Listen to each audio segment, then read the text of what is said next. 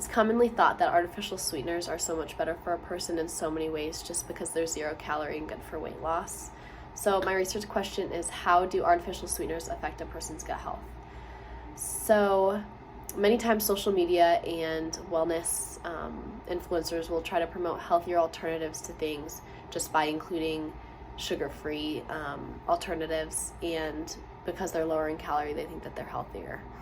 For example, there's this one website called The Sugar-Free Diva who claims that using 1 cup of stevia in a brownie recipe is healthier for a person. However, we can't use them as a reliable source because we don't know their background information on nutrition and don't know if they're actually qualified to be giving nutritional advice, as well as they might be misled into thinking that calorie count is what determines the healthiness of a food. So my research article is from mdpi.com, and it is a reliable source because it's empirical, it's within the 5-year time period, and it is not a review. It is written by highly educated people who study in the field of nutrition, and they conducted their own study. Here is the APA citation. Sucralose and aspartame are quite common artificial sweeteners that are popular because they have no calories and help people on their weight loss journeys.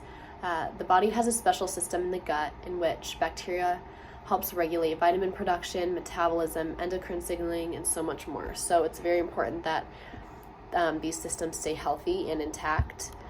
Many studies have previously been done on how an unhealthy microbiome in your gut can lead to diseases such as obesity and diabetes.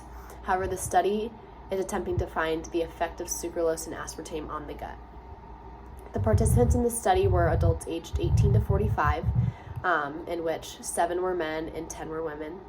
These individuals were healthy, had no history of diabetes, and they had a normal BMI. They also did not regularly consume artificial sweeteners. So this was a double-blind crossover experiment where some individuals consumed aspartame first, some consumed sucralose, and then they'd switch to 2 weeks later.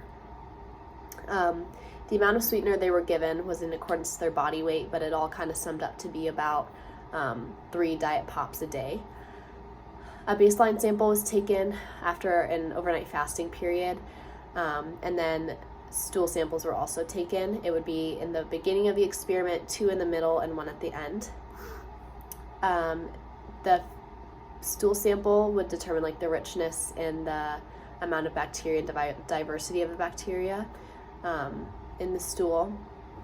The results of the study explain that sucralose and aspartame had no effect on glucose, metabolism, diversity of bacteria, or short-chain fatty acids.